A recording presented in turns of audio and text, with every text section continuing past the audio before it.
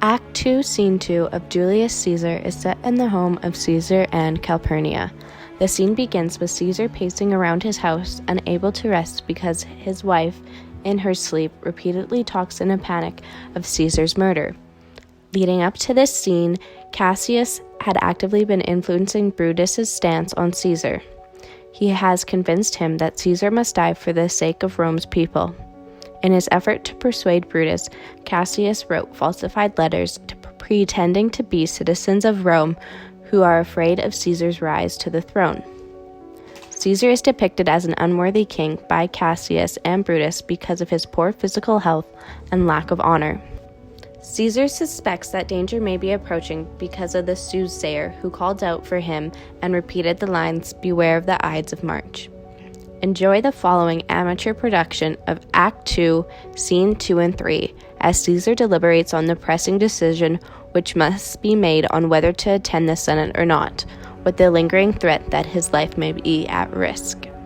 Not featured in this video is the supporting characters Ligaris, Metellus, Casca, and Cinna.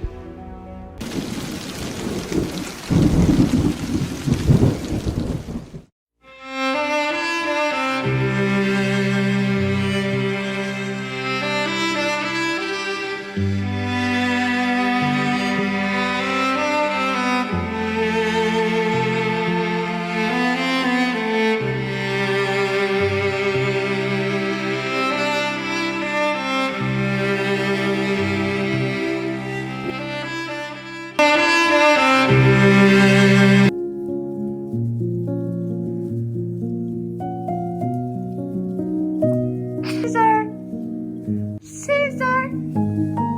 Nor heaven nor earth have been at peace tonight. Thy's house, Calpurnia, in her sleep cried out, "Help! No! They murder Caesar!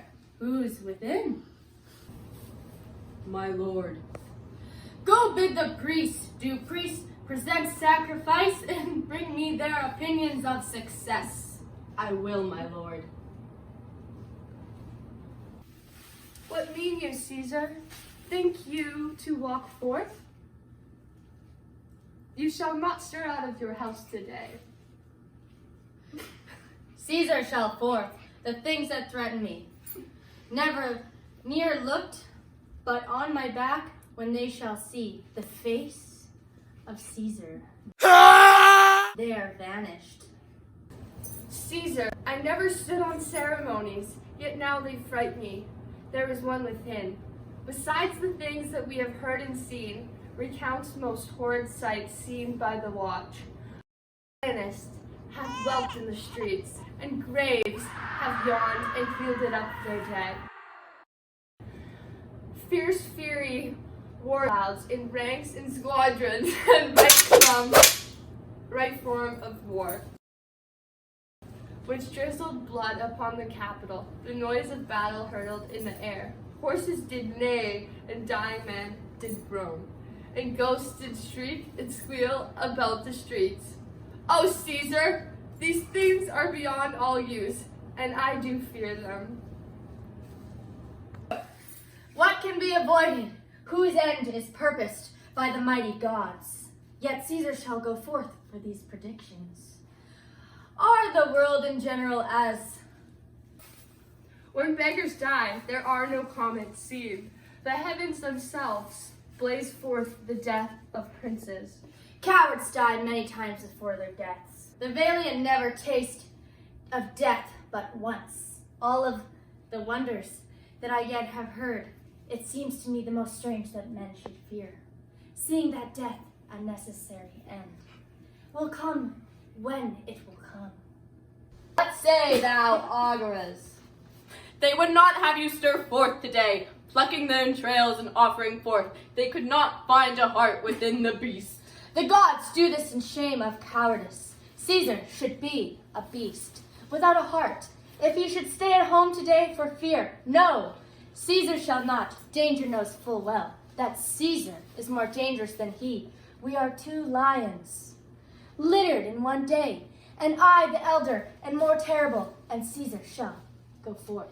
Alas, my lord, your wisdom is consumed in confidence. do not go forth today. Call it my fear that keeps you in the house and not your own. Will send Mark Antony to the Senate house, and he shall say you are not well today.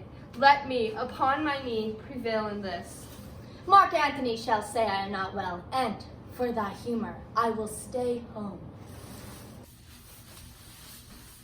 Yes, Ducis Brutus, he shall tell them so. Caesar, all hail. Good morrow. Worthy Caesar, I come fetch you to the Senate house. And you are come in a very happy time to bear my greeting to the senators and tell them that I will not come today. Cannot is false, and I do not, falser. I will not come today. Tell them so, Ducis. Say he is sick. Shall Caesar send a lie? Have I in conquest stretched mine arm so far? To be afraid to tell graybeards the truth, Ducis. Go tell them Caesar will not come. Most mighty Caesar, let me know some cause. Let I be laughed at when I tell them so. The cause is in my will. I shall not come. That is enough to satisfy the Senate. But for your private satisfaction, because I love you, I will let you know. Calpurnia, here, my wife, stays with me at home.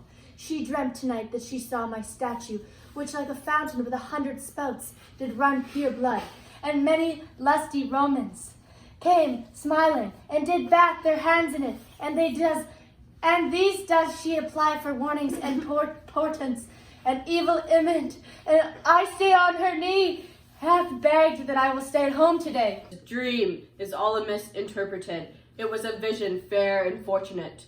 Your status spouting blood in many pipes, in which so many smiling Romans bath, signifies that from you great Rome shall suck reviving blood, and that great men shall press for tinctures, stains, relics, and cognants.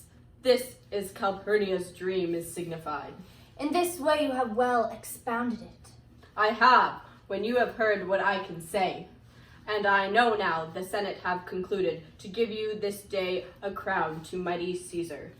If you shall send them word you will not come, their minds may change. Besides, it were a mock, apt to be rendered, and for one to say, break up the Senate till another time, when Caesar's wife shall meet with better dreams. If Caesar hide himself, shall they not whisper? Lo, Caesar is afraid. Pardon me, Caesar, for my dear, dear love. To your proceeding bids me to tell you this, and reason to my love is liable. How foolish do your fears seem now, Calpurnia. I am ashamed I did not yield to them. Give me my robe, for I will go. And look, where Publius is come to fetch me. Good morrow, Caesar. Welcome, Publius. What, Brutus, are you stirred so early too? Good morrow, Casca. Caius Lagerus. Caesar was near so much your enemy as the same ag which hath made you lean. What is so clock? Caesar, 'tis stricken 8. I thank you for your pains and courtesy.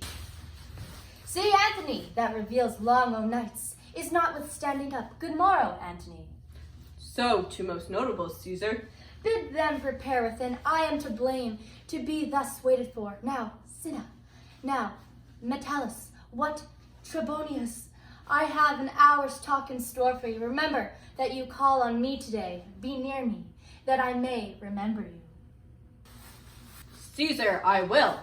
And so near will I be that your best friend shall wish I be further. Good friends, go in and taste some wine with me, and we, like friends, will straightway go together. That every like is not the same. O Caesar, the heart of Brutus yearns to think upon.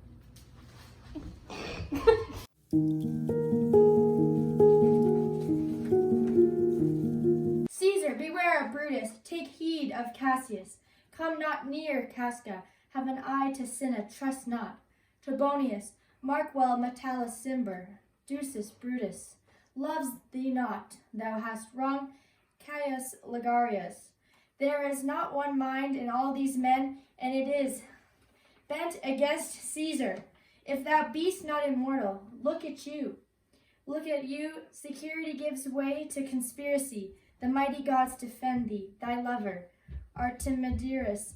Here will I stand till Caesar pass along, and as a suitor I will give him this. My heart laments that true virtue cannot live out of the teeth of emulation. If thou raid this, O Caesar, thou mightst live. If not, the fates with traitors do continue.